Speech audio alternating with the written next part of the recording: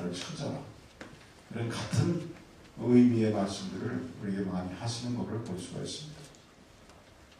일반적으로는 하나님께서 나를 의지해라, 전적으로 나를 찾으라, 이런 말씀들을 보면 하나님 백성들에게 보다도 하나님을 의지하고 살아가는, 보다도 믿음 안에서 살아가는 그런 삶을 살아가기를 원하시는 우리 하나님의 권면하심이라고 우리가 이해할 수가 있습니다.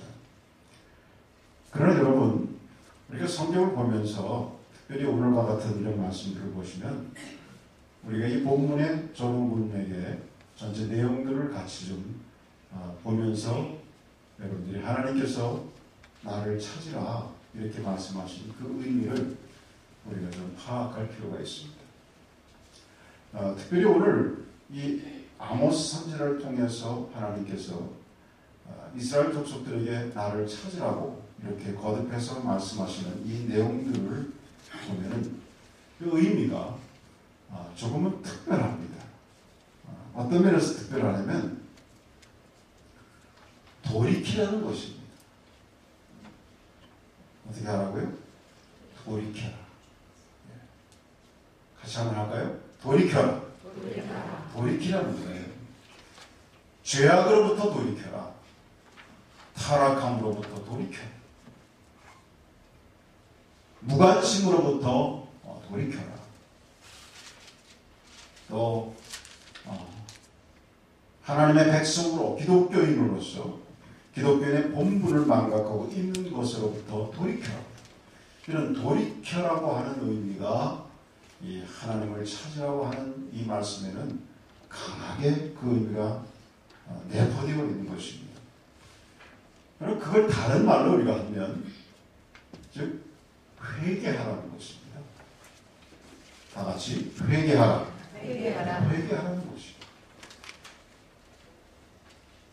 오늘 함께 보았던 그 본문의 내용들을 보시면 그 안에서 정리하면 과연 무엇을 회개하기를 원하시는가? 그 이스라엘 백성들이 무엇을 회개하기를 하나님께서 촉구하고 계시는가? 한 세 가지쯤으로 정리할 수 있습니다. 이스라엘 족속들이 정의를 하찮게 여기고 있는 것에 대해서 돌이키라는 것입니다. 또 힘없는 이웃을 짓누르는 것에 대해서 돌이키라고 하는 것입니다. 또 하나는 불의 앞에서 침묵하고 있는 것을 돌이켜라고 하는 그런 내용이 바로 여기에 있는 것입니다. 그러니까 정의를 하찮게 여기고 힘없는 이웃을 누르고 그리고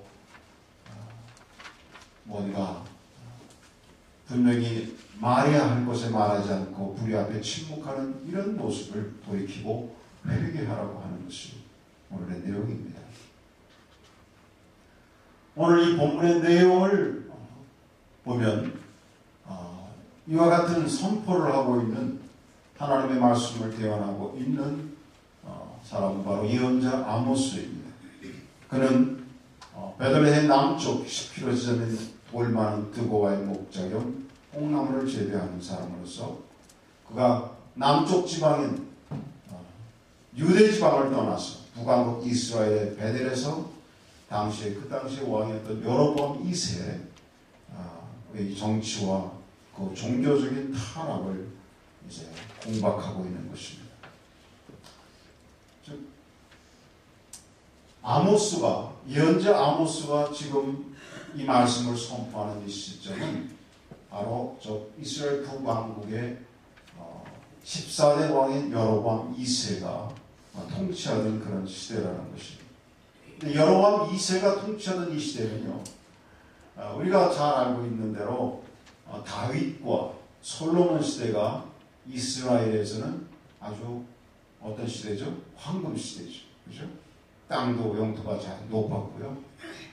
그 시대를 그 이스라엘의 고고학에서는 그래서 그 시대는 무슨 시대라고 하냐면 일종의 골든 에라다, 황금의 시대다 그렇게 얘기를 해요.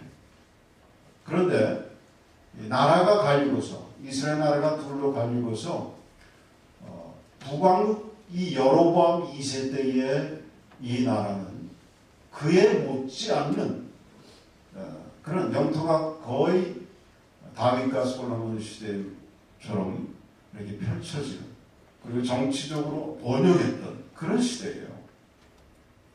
왜냐하면 여러 가지 주변 정세가 그럴 수 있는 시대였습니다. 모든 게 맞아떨어졌어요.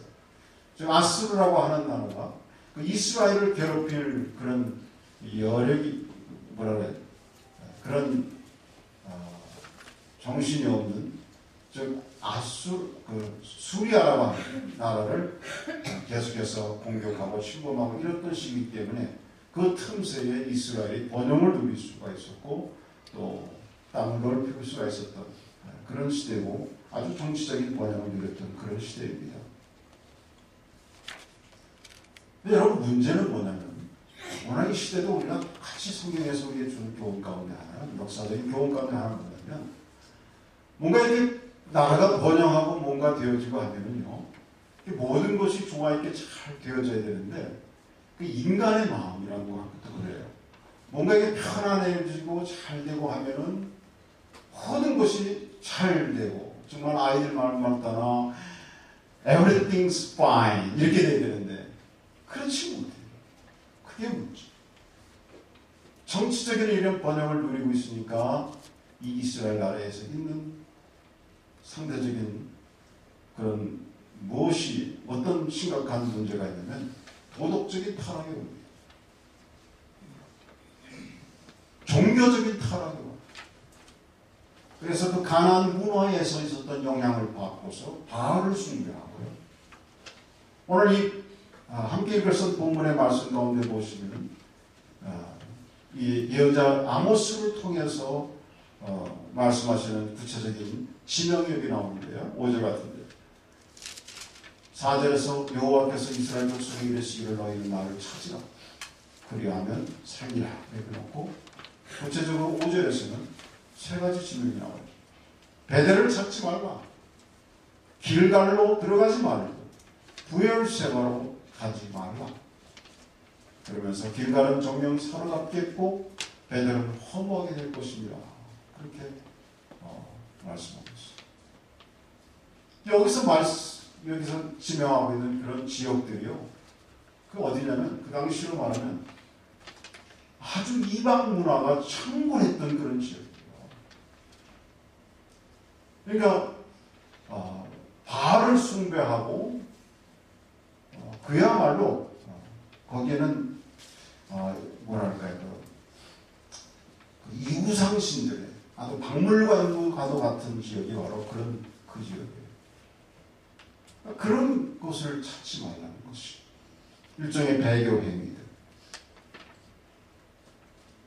정치적인 번영을 누리고 있으니까 말씀드린 바대로 그들은 윤리적인 타락과 그리고 종교적인, 도덕적인 이런 아주 심각한 타락의 현상들, 그런 퇴폐풍조가 그 지역을 만연하게 되었습니다. 심지어는 오늘 이 말씀의 내용에서 우리가 볼 수 있듯이 부자들은 가난한 사람들에 대한 책임감을 전혀 느끼지 않고 살아가고 있는 것. 요즘 나타나고 있는 현상과 비슷하죠. 부한 사람은 더 부하고 돈 있는 사람이 돈을 더 번다고, 부자들은 그거로 만족하지 않고 수단 방법을 가지지 않고 더 재물을 글로 모으는 거예요. 그래서 뭐 심지어는 없는 사람들의 그런 재산을 강탈하기 위해서 아주 탐욕적인 그런 부자 계층들, 그래서 더 엄청난 그런 돈을 축적하기 위해서 가난한 농부들의 땅을 빼앗습니다. 이런 것들이 법적으로 성취할 수 없을 때는 그게 어떻게 하냐면 재판관들을 매수를 해요. 그래서 재판관들이 온전한 다른 재판을 하지 못하게끔 돈으로 매수를 해서 그런 얼마 되지 않는, 그야말로 생업과 직접 연결되어 있는 그 가난한 자들의 그런 땅들을 갖다가 사정없이, 인정사정 없이 그것을 쟁취하는 이런 현상들이 그 당시의 모습이었습니다. 그러니까 어떤 윤리적인 도덕적인 면에서의 허물어진 그런 사회 모습들이 나타나고 있는 것입니다. 그래서 이러한 이스라엘 백성들을 향해서 하나님은 정말 안타까운 마음을 가지고 예언자 아모스를 통하여서 말씀하고 있는 거예요. 너희들이 살 수 있는 유일한 방법은 여호와 하나님을 찾는 것이다. 너희는 나를 찾으라. 그러면 살리라. 분명하게 말씀하고 있는 것입니다. 다른 출구가 없다고 하는 것은 좀 전에 말씀드린 대로 베델을 찾지 말라. 길갈로 돌아가지 말라. 부엘세바로도 가지 말라. 말씀하시면서 오직 여호와 하나님을 찾으라고 말씀하고 있습니다. 그 의미는 아까 말씀드린 대로 돌이켜라. 회개해라. 그런 말씀인 것입니다.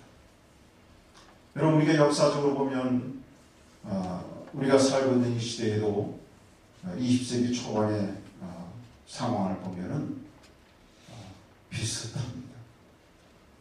점점 물질 만능의 그런 시대를 접어들며 폭발적인 그런 풍요로움을 누리고 살아가면서 사람들의 마음속에 자꾸 하나님을 떠나갑니다.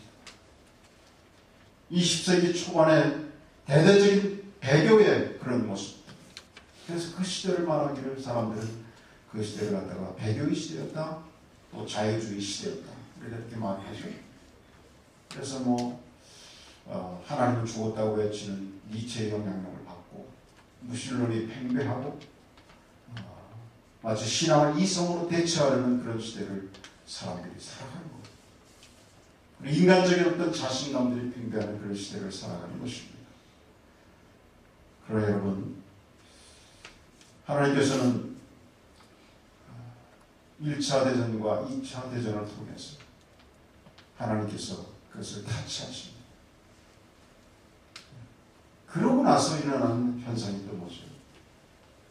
바로 인간의 이성이라는 것이 뭐냐? 아무것도 아니구나. 그래서 다시금 하나님께로 돌아오게 되고 회개의 역사가 일어나기 시작하게 되는 것입니다. 여러분, 우리 오늘 이 말씀을 함께 주목하면서 여러분과 더불어서 이 말씀을 함께 나누는 것입니다. 우리 하나님의 백성들은요, 하여튼 회개라고 하는 것, 이것에 대해서 정말 무감각한 자들이 되어서는 안 된다고 하는 것입니다. 우리는 여러분, 우리 개인적인 죄 때문에 하나님 앞에 회개하죠. 하나님 앞에 잘못했을 때 우리의 죄를 주님 앞에 고백합니다. 돌이켜서 하나님을 찾습니다. 그런데 우리가 오늘 이 말씀을 통해서 한 가지 더 우리가 좀 주목하고 우리가 좀 더 관심을 갖고 한 번 더 생각해야 할 부분이 뭐냐면 바로 개인적인 회개뿐만이 아니라 전체적인 회개, 집단적인, 즉 오늘 저 이스라엘 민족이 회개하기 원하시는 것은 개인적인 죄악보다는 좀 더 집단적인, 사회적인 측면에서의 회개, 즉 공동체 전체의 잘못을 하나님께서 지적하고 있다고 하는 사실입니다. 그래서 말씀드린 대로 하나님께서 이 내용을 통해서 그 이스라엘 민족들이 돌이키기를 원했던 그런 집단적인 그런 잘못된 모습들이 뭐냐면 정의를 하찮게 여기는 것, 그리고 힘없는 사람들을 아무런 양심의 거리낌도 없이 억누르고 짓밟고, 그리고 없는 자들의 그런 아픔에 대해서 무관심한 것, 그리고 불의 앞에서 잠잠한 이런 모습들, 이는 좀 더 집단적인 그런 하나님의 백성으로서 해야 할 부분들에 대해서 무감각한, 무관심하게 살아가는 그것을 하나님께서 질타하고 있는 것입니다. 여러분, 요한일서 1장 9절 잘 아시는 말씀. 만일 우리가 우리 죄를 자백하면 저는 미쁘시고 묘사 우리 죄를 사하시는 모든 불의에서 우리를 깨끗하게 하실 것이다. 여러분, 이 말씀은 우리가 우리 죄를 자백하면은 미쁘신 하나님께서 우리를 의롭게 해주시고 우리의 죄를 사해 주실 뿐만 아니라 불의에서 우리를 깨끗하게 하여 주신다고 하시는 말씀입니다. 비단 우리의 개인적인 죄만 적용